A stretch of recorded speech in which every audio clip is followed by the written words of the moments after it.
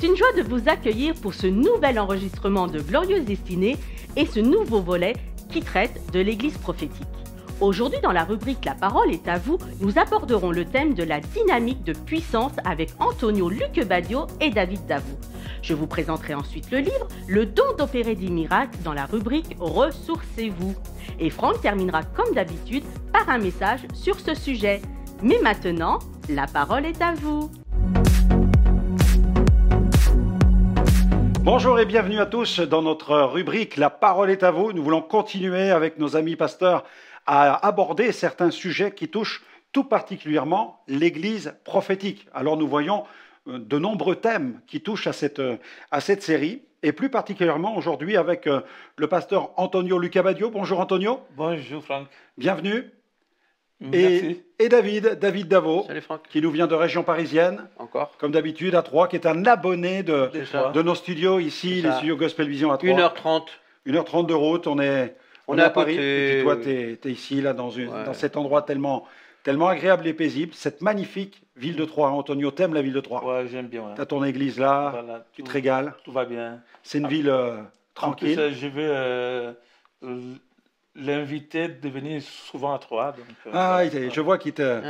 David est souvent invité dans les églises troyennes et il aime venir. Ils n'ont pas peur. Ils n'ont pas peur.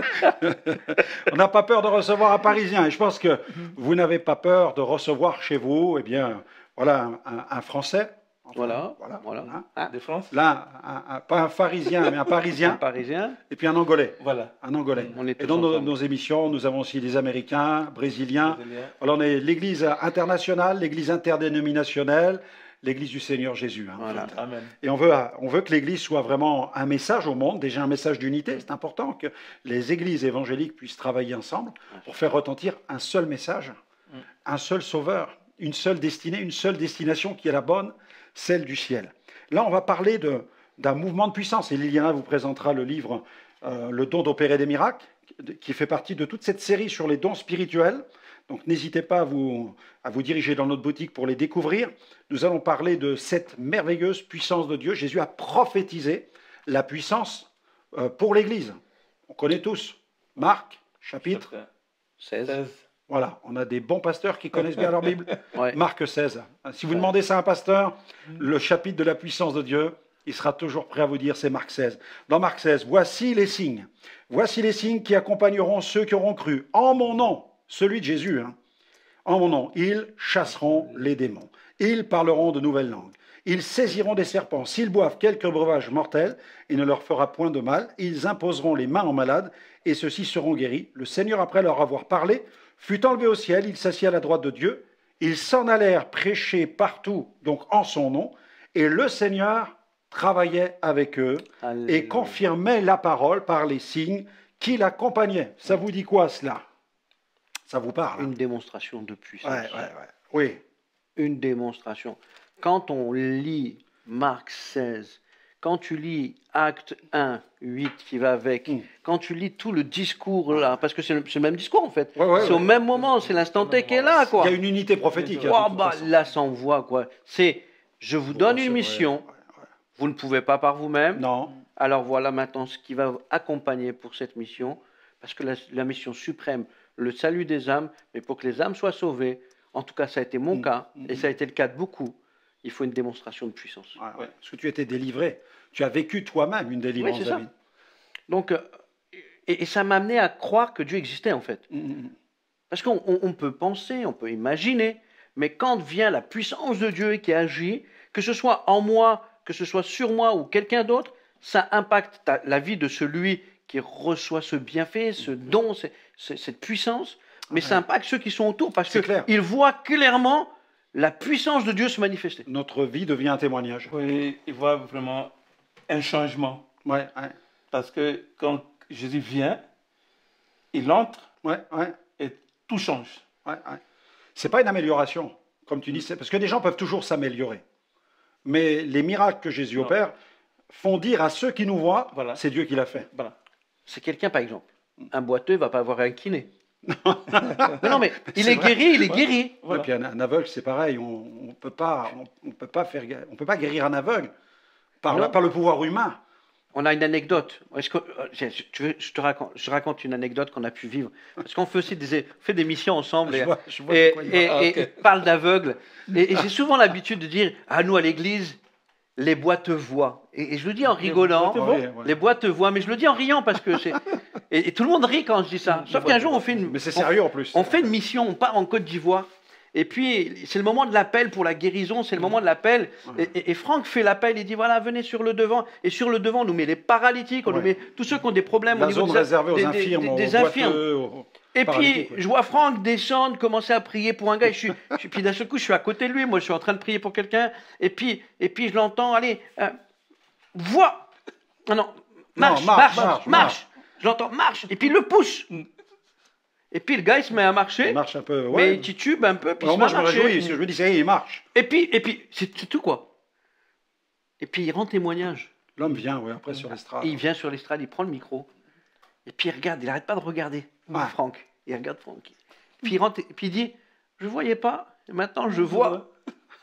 Les boiteux voient. En fait, le gars n'a jamais été boiteux. Le gars n'a jamais été paralytique. Le gars n'a jamais eu de problème avec ses jambes. C'est juste qu'il était aveugle. C'était aveugle, quoi. Ah oui, il était aveugle en fait. Et moi, j'avais cru qu'il était infirme. Et c'était juste incroyable. C'est pourquoi il marchait péniblement, parce qu'en fait, il ne savait pas où il mettait les pieds. Mais comme je l'ai poussé et qu'il a avancé par la foi, finalement, il a recouvré lui-même la vue, parce qu'il a commencé à marcher par lui-même. Il avait été amené par un enfant, je me souviens. Et il est reparti. Et le lendemain, il témoignait encore. Il témoignait encore. La puissance de Dieu. C'est ça le miracle. Moi-même, nous ne sommes que des tuyaux. Mon père était plombier et j'aime bien dire, je ne suis qu'un tuyau. Un tuyau parce que je suis tellement conscient de mes limites, de ma fragilité, comme dit Paul. Dieu a déversé dans nos vies, dans les vases de terre que nous sommes, les richesses de sa grâce. Et les miracles sont... Je suis le premier à être défié dans ma raison par les miracles et à être sidéré. La raison a besoin d'être courbée, je le crois, par la puissance de Dieu. Le péché doit être confondu et pour cela, nous avons besoin de la puissance de Dieu. L'âme a besoin d'être transpercée. L'esprit de l'homme a besoin d'être convaincu. Le pécheur a besoin d'être sidéré. C'est pourquoi Dieu est tellement bon qu'il manifeste sa puissance par des miracles. Il suffit de regarder l'impact en Samarie. Le texte nous dit lorsqu'ils apprirent et virent les miracles que Philippe faisait. Donc Philippe faisait les miracles. C'est ça. Bien sûr, nous comprenons Dieu au travers de Philippe. Il est là encore un tuyau, un canal d'une puissance qu'il dépasse. Mais il fallait le tuyau quand même. Oui, il faut des tuyaux. Mais il fallait le gars. S'il n'y a pas le gars.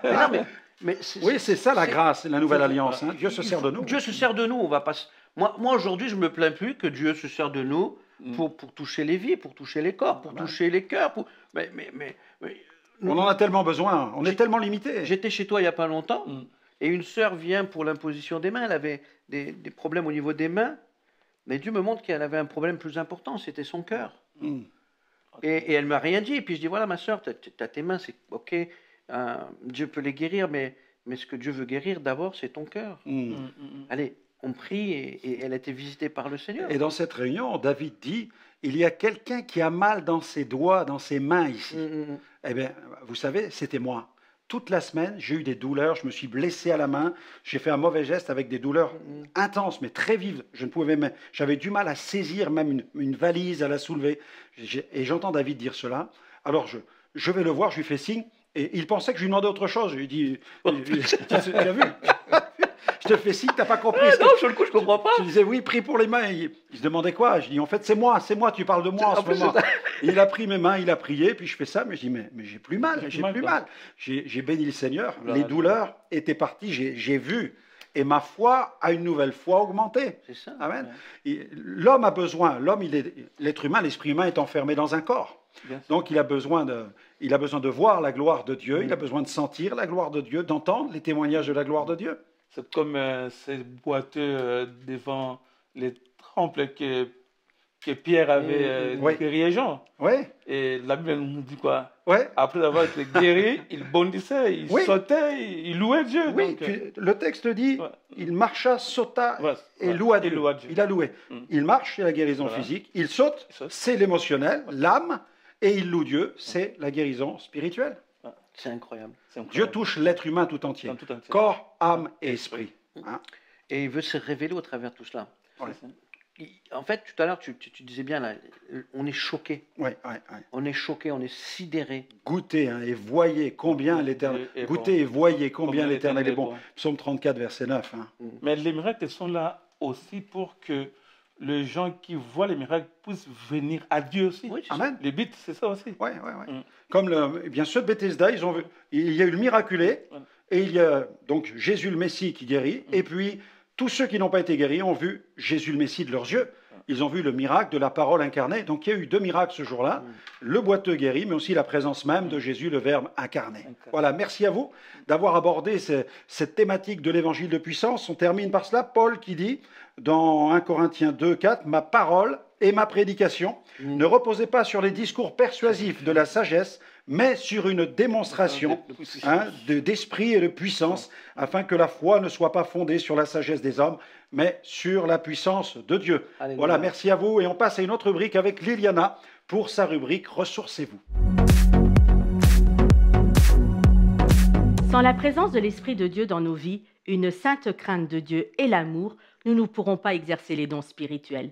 Mais si ces éléments sont réunis, alors nous pourrons aspirer à exercer les dons, notamment celui qui nous intéresse aujourd'hui, le don d'opérer des miracles. Retrouvez ce livre et tous les autres dons sur notre site internet www.gospelvision-international.com. Et je laisse la place à Franck. Quel sujet merveilleux que celui de l'Église prophétique et de ce point qui entre parfaitement dans cette dynamique, celui de la puissance. Oui, la dynamique de puissance concerne directement l'Église prophétique parce que les temps que nous vivons, l'accélération des signes prophétiques exige que l'Église puisse véritablement reconsidérer l'importance de la puissance de Dieu. Je n'imagine pas que la puissance de Dieu soit reléguée seulement à l'époque apostolique. Certains enseignent que les dons spirituels ont cessé avec le départ pour la patrie céleste du dernier apôtre.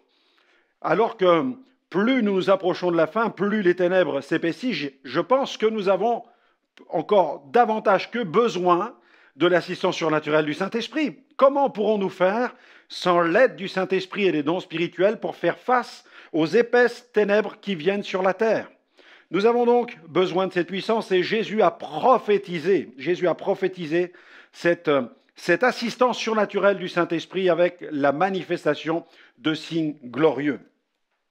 Dans l'évangile de Marc, au chapitre 16 et au verset 17, voilà ce que le Seigneur déclare. « Voici les signes. » Alléluia, voici les signes, non pas un signe, mais les signes au pluriel, qui accompagneront ceux qui auront cru. Je crois. Est-ce que vous croyez?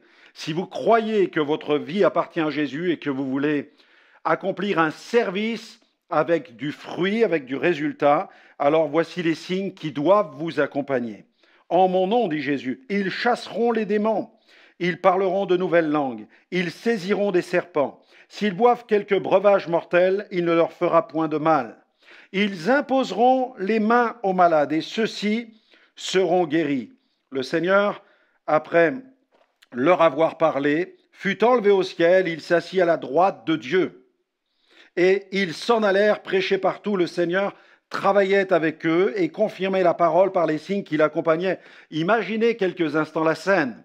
Jésus est venu ici-bas, revêtu de l'onction du Saint-Esprit, il a accompli son ministère. Il y a eu des guérisons, des délivrances, des résurrections, des vies transformées. Le royaume de Dieu était manifeste.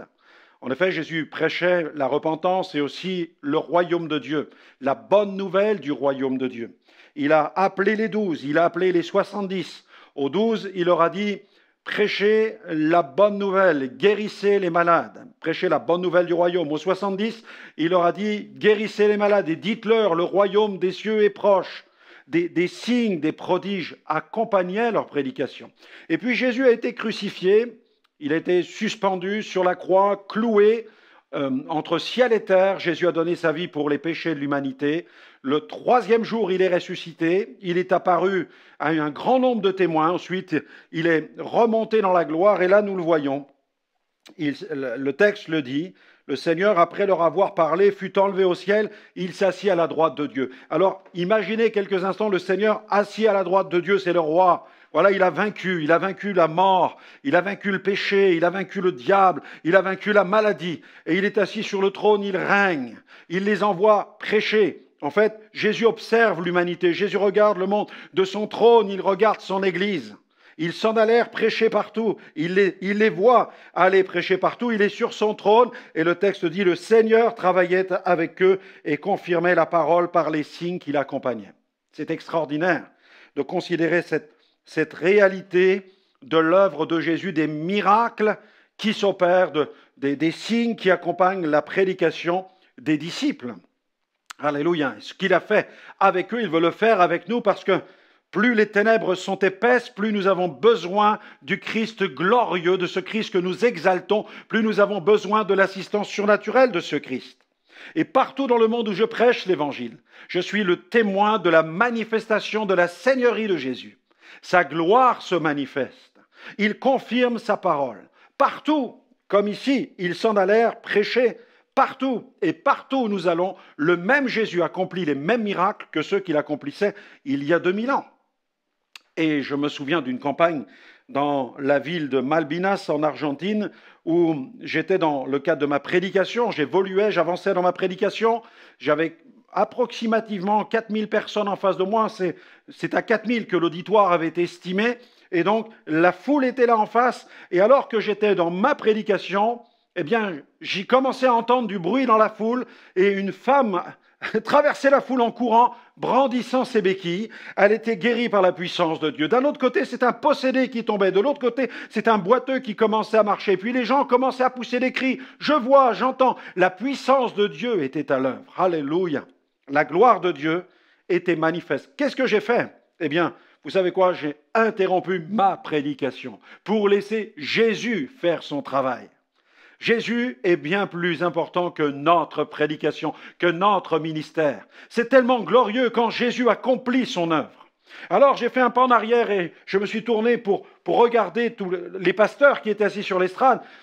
En les regardant, je leur disais, mais qu'est-ce que je dois faire? Qu'est-ce que je dois faire? Et ils m'ont tous fait.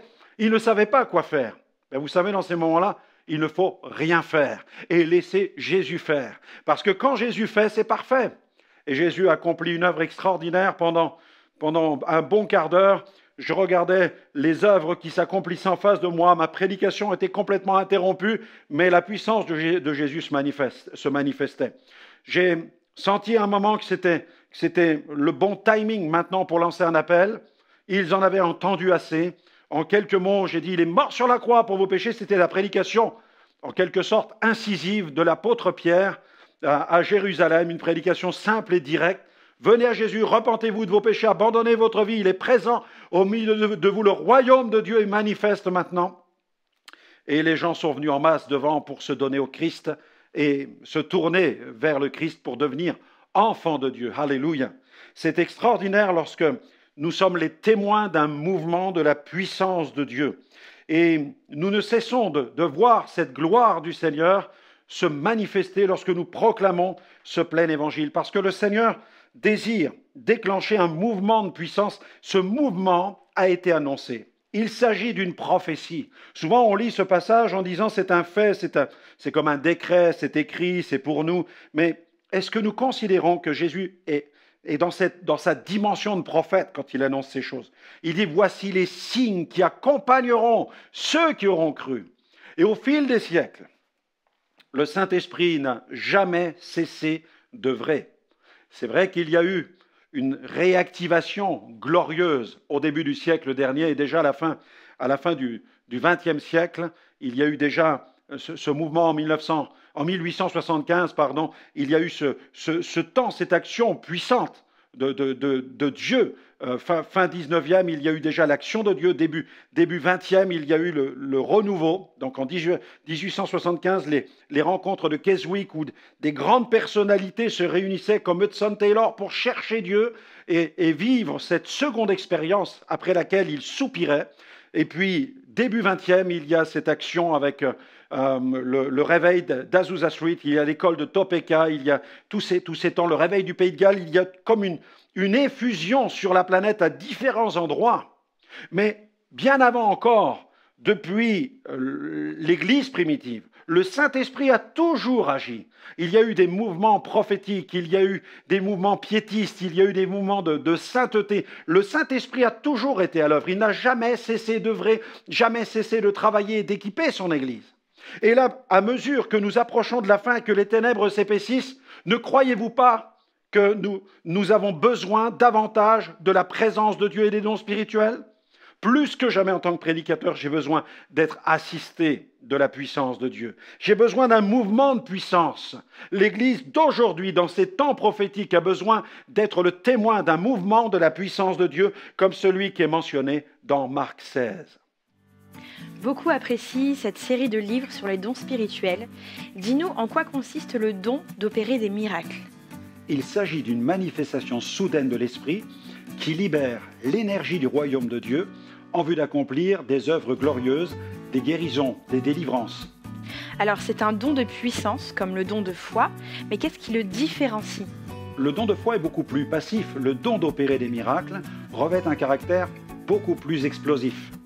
En quoi ce livre peut-il aider les personnes qui nous écoutent? Il apporte tout un éclairage biblique, mais je cite aussi les revivalistes du passé et j'appuie avec de magnifiques témoignages que nous avons vécus dans notre ministère. Alors peux-tu nous dire quelle est la clé de l'efficacité de tous ces dons spirituels? Je crois que c'est l'amour. En énumérant les divers dons spirituels, Paul n'a pas manqué de consacrer tout un passage sur l'importance de l'amour. Il nous faut vraiment aimer Dieu et aimer ceux qui nous entourent.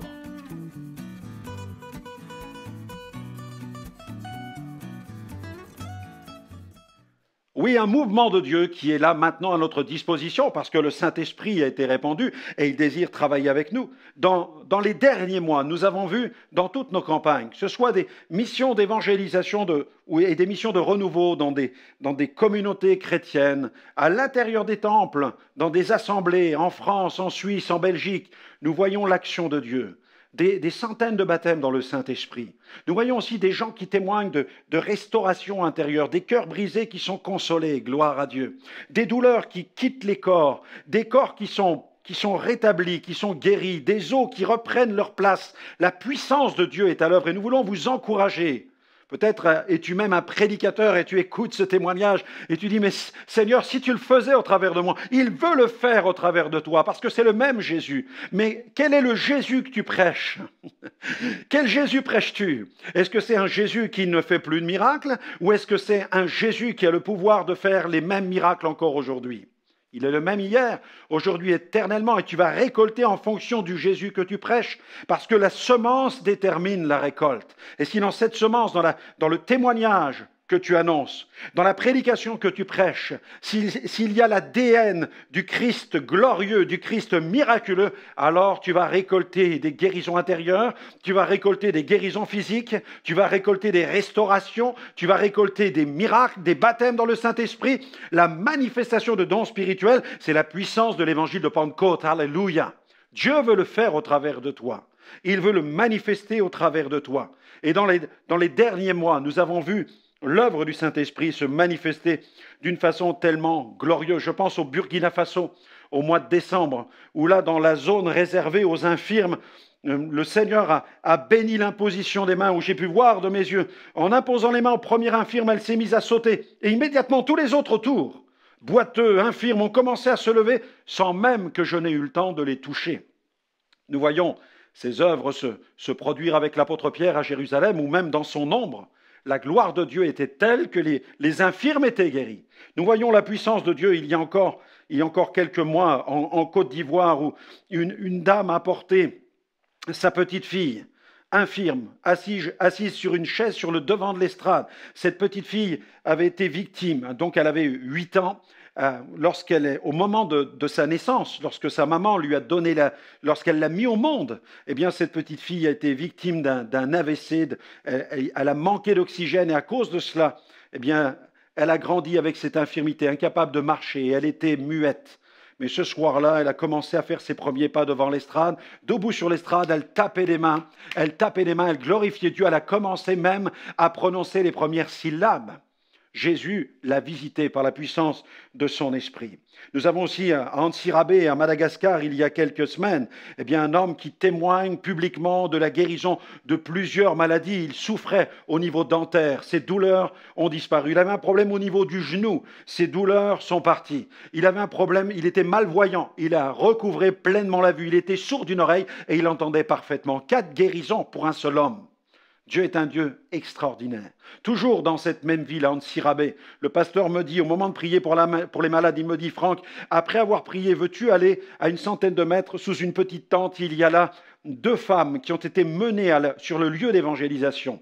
Ces femmes sont alitées sur des grabats, elles ne peuvent pas marcher. J'ai dit volontiers, mon frère, bien entendu, nous allons aller prier pour elle. À peine l'avais-je dit que le pasteur s'est mis à louer Dieu et j'ai découvert que ces 2 dames étaient en train de marcher. Elles se dirigeaient vers l'estrade pour venir rendre témoignage. Elles avaient été guéries par la puissance de Dieu sans même que nous n'ayons eu le temps d'aller vers elles pour leur imposer les mains. C'est Jésus qui l'a fait.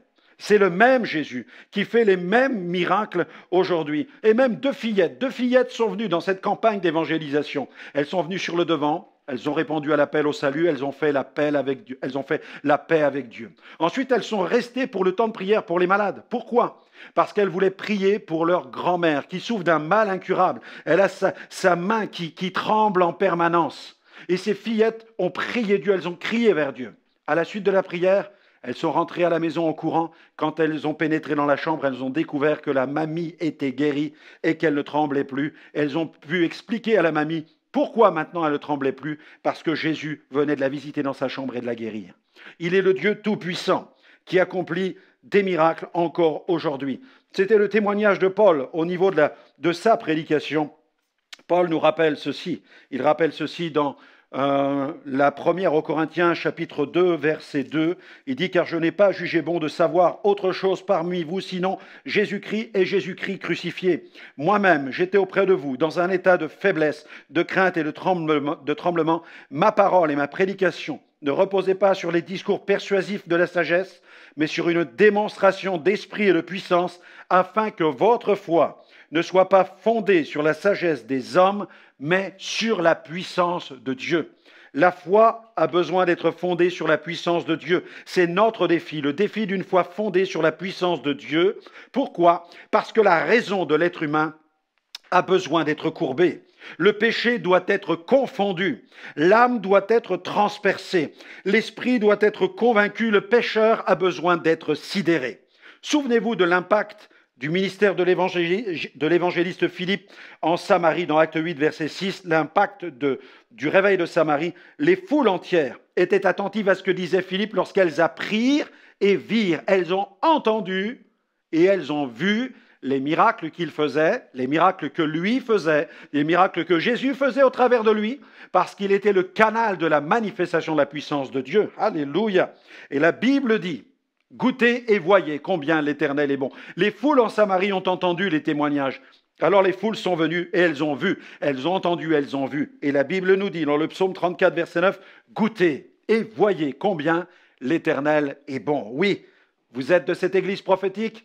Alors attendez-vous véritablement un puissant mouvement, un mouvement de la puissance de Dieu.